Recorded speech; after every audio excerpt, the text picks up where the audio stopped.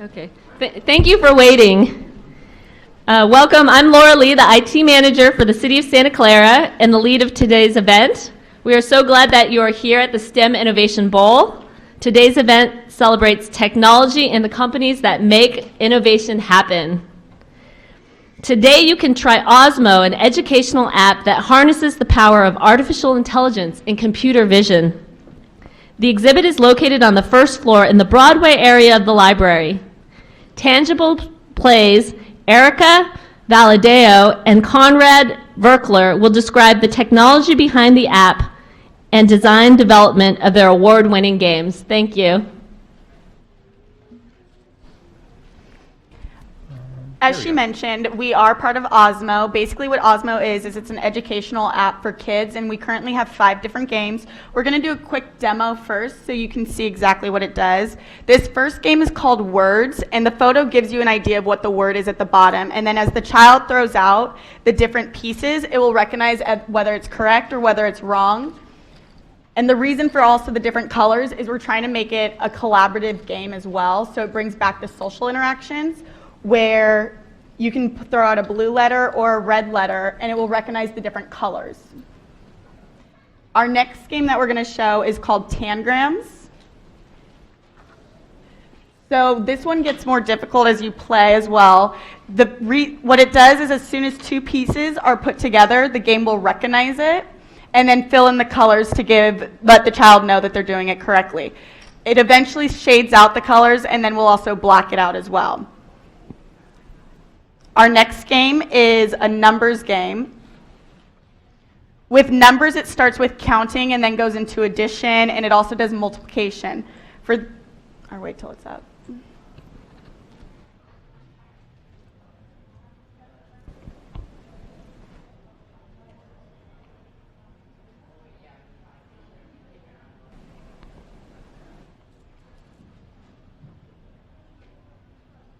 So this one is counting, and the bubbles at the bottom, the child is trying to come up with a way to pop those bubbles and get the number. What's also good with this one is you can come up with the answer all different ways. There's not one set way to get the correct answer.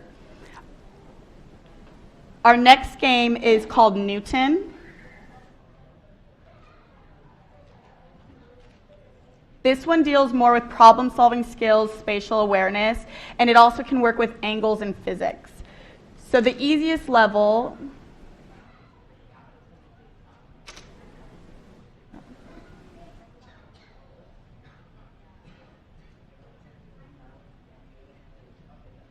So what it does is it picks up everything that you put in front of the iPad. So as the balls drop, you're trying to hit that target to the side. Eventually it also gets more difficult where it will put in blockers, but it will recognize anything that you put in front of it. So you can draw different lines, or you can use, as Conrad is using, he's using different tangram pieces, so it bounces off of it.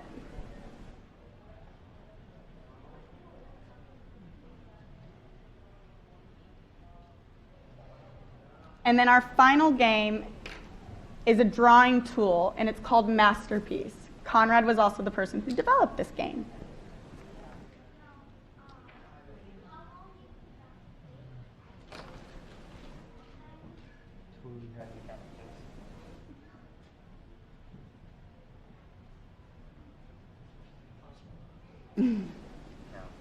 That's our code. So this tool basically allows anyone to draw and at least feel the confidence where they can begin drawing.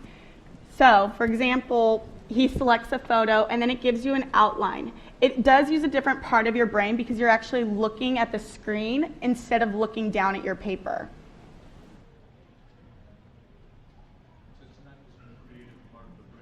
Right. What's also nice with this one is it can convert the lines for you any way you want. So I could take a picture of all of you and then put you into the system, and it would give me the different outlines of each of you so I could draw you as well. It also is a big deal because it gives the child motivation, and then it also empowers them, because it's very difficult when you have someone who may not be as well at drawing and it gives them the idea, and it also helps promote them in the skills to start drawing and also make their own creations. Because what you can also do with this is you can take one image and then add another image on top of it, so you can combine different photos as well. And Conrad's going to go a little bit more into depth with these as well. So once you do finish your drawing, it does make a time-lapse video, so you can see exactly what you did. Our internet's slow. That'll finish eventually.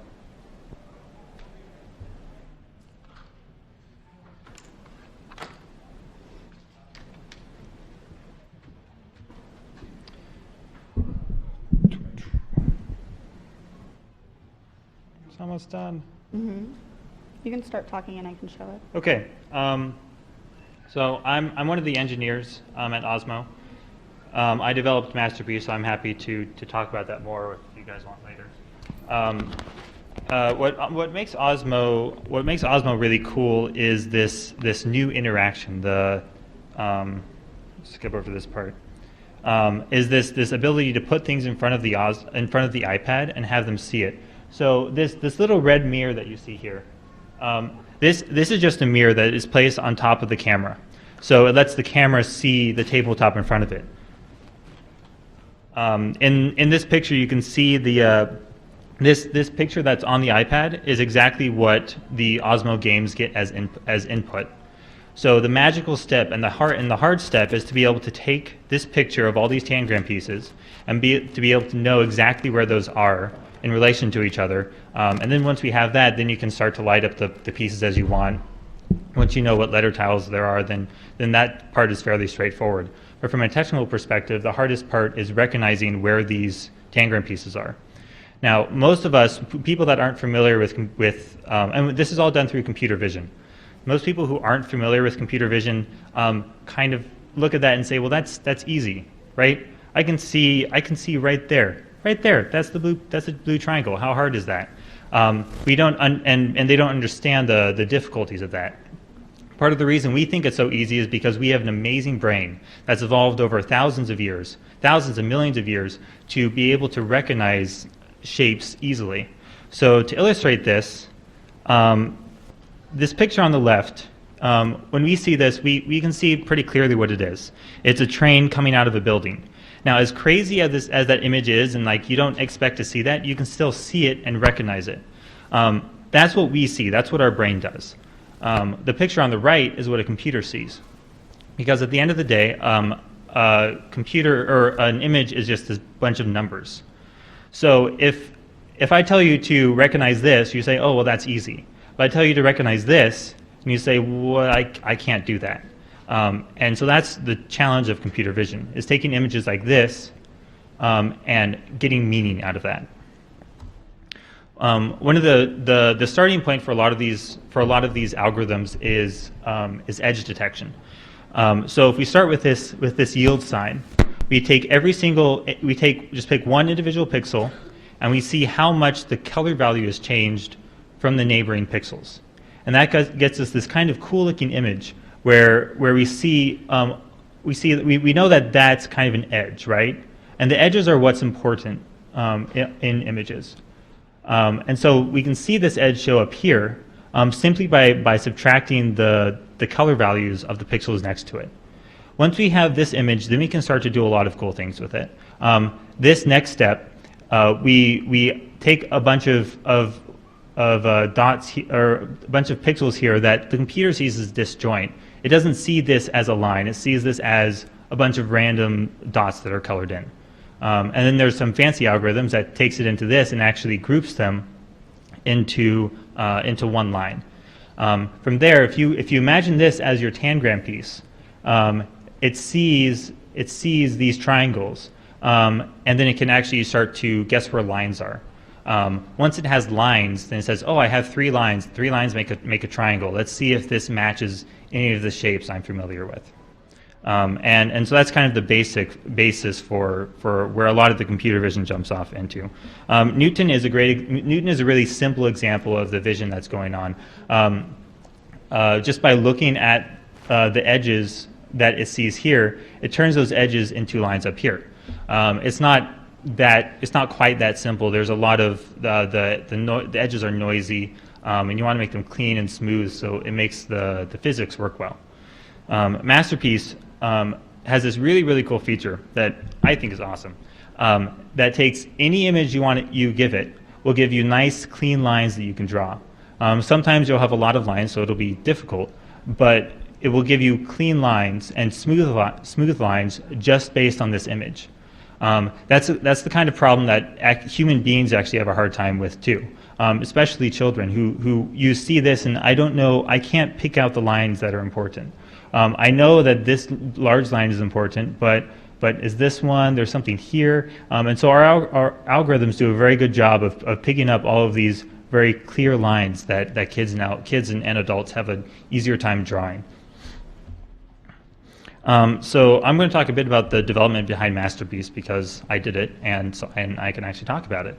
The very beginning of Masterpiece is we started off with a very simple concept of what if we put the video feed, this thing coming out of the camera, and put that on the screen. And once it's on the screen, let's try putting lines over it. We've tried putting lines over it. We've tried putting different figure models where you could animate a 3D figure and put that over and then trying to trace different parts of that. We tried a lot of different things of what we can put on the screen here to trace. Our original idea was to simply take pictures. Everything you would draw you would take a picture of something and then you would draw that. We found people didn't like that very much. Actually, people didn't want to take pictures. They wanted this really easy gallery of stuff to use. Then we added this search, which is a great tool, and a lot of this was about not just because the tool was pretty set. The tool is pretty straightforward once we're able to process images. The thing that we've been trying to do from there is to encourage kids' creativity. While the drawing itself isn't creative, being able to find the pictures that you want to draw, to be able to take an X-Wing and a TIE Fighter and put those together and arrange them so that they look good together. That's the kind of stuff where people are actually using their imagination. And we also added this really cool sharing feature. So as people draw and as they can submit things to the community, so you can get inspiration of other things that people have done, both in terms of the really just amazing line work like this one, the fantastic coloring in this dragon here, or this odd combination of a person and a dog, which you can all do with our app, and it's a way to inspire kids and users to create new things. Can you look at that so it's there? And the last thing we'll show you is how it does make the time-lapse video. So you can actually see everything that you're doing. And as he was saying, this is also something that you can share. So a lot of people like to share their images and things they drew with like their family, grandma, grandpa, or even their friends as well. So is there any questions? Yes. I think the coolest thing that I've seen you guys done is putting the mirror on top of that, so you can read what is under the... See exactly what's going on in front of it. Who came up with that and how did you come up with that? So this all kind of got started with our founders, Pramod and Jerome. Pramod has a daughter and he basically wanted to bring... Most children right now are very into devices, iPads, cell phones, basically every technology possible, and he wanted to make it more of an interactive thing with his... Go ahead. Go ahead. No. I was just saying that there are two mirrors, right? One looks like... Oh, it's just one mirror. So, How does it look? oh, that's a better way to show it. Also, it's at that angle. It's at an angle so it can read what's in front of it. Mm-hmm. So it uses the camera, yes. So the idea behind it is very simple, but it's super powerful because we have this stand and the mirror that are angled in a very specific way. So we know exactly the angle that the iPad is at. We know exactly the angle of the camera. And so a lot of the complex vision work that we do is very dependent on knowing exactly what those angles are. Because if those angles are a bit off, the picture that we get starts to be warped. You can see that when you're drawing especially. Mm-hmm. Mhm.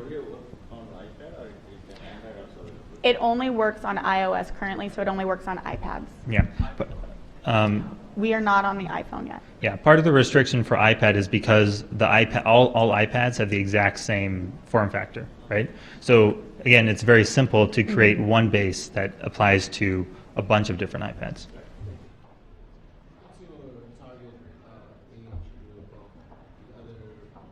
For all of the target age, the game can kind of grow with you in certain aspects. For example, like the spelling one, you can actually customize it so you can implement all your own photos, your own words, and then Masterpiece because you can take photos of anything. But the sweet spot, honestly, is usually elementary, and then we're also in a decent amount of middle schools as well. But Masterpiece actually does the best job of adults, and we have grandparents and stuff that like to use it because it's a way to create amazing things without having the actual artistic physical ability of visualization and drawing this out. So how do you go beyond the outlines and teaching the kid how to color? We don't teach the kid how to color, but they're welcome to. You can just start coloring the images you get. It's not about teaching; it's about having a tool to allow you to do whatever you want. Yes? Oh, go ahead.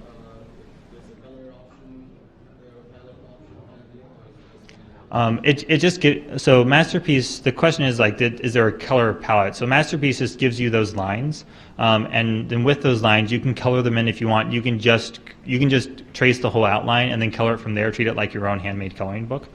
The option is entirely up to you. And we tried to actually avoid things that say like, okay, now color this red, color this blue, because we wanted to leave it open to the user to creativity. do whatever they want. Go ahead.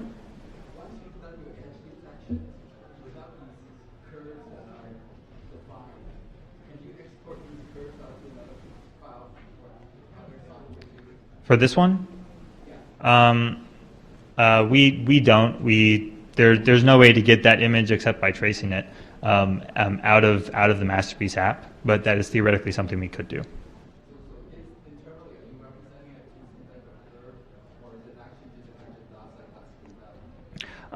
So for Masterpiece, I can move back to Masterpiece.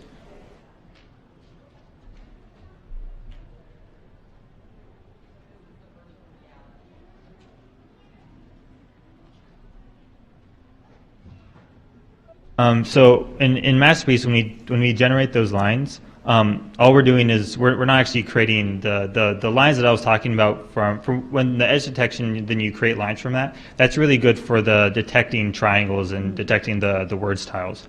For Masterpiece, we just find the edges and then we just display them as is. So they're just a raw edge. Yeah, as a bunch of pixels, because that's what the processing outputs.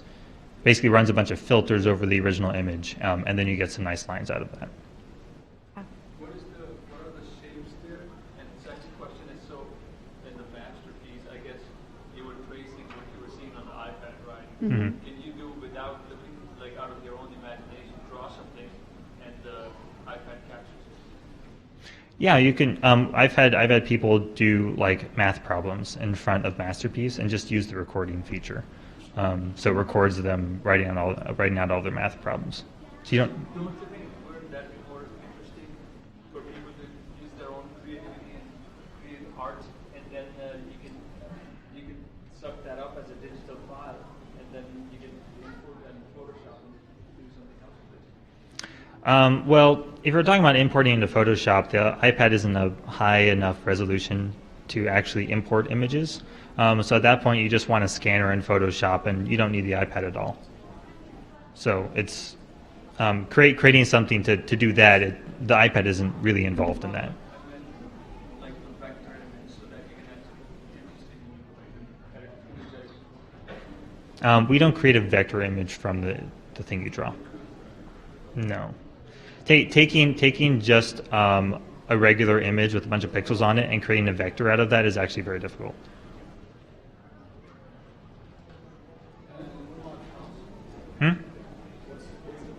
We sell it for $100, and you get all 5 of the games. And the raffle. Oh, and we're also having a raffle, and we are raffling one off today. Anything else? What are the shapes that are In the gallery? This is just a treasure chest. It's just, I'm not sure what you mean by what are the shapes. Oh, so you just draw that. Mm-hmm. Yeah. Yes. Yes?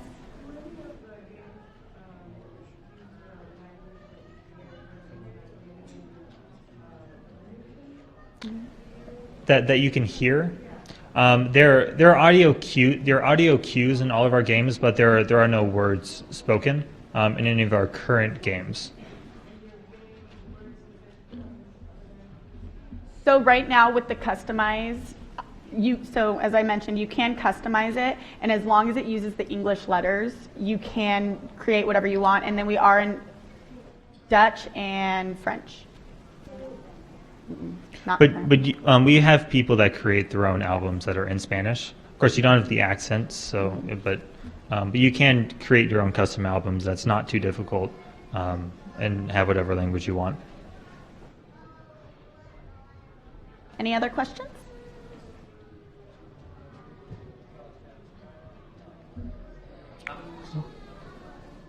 I can't share that. I don't know. Well, thank you for coming. If you guys want to enter the raffle, you're more than welcome to.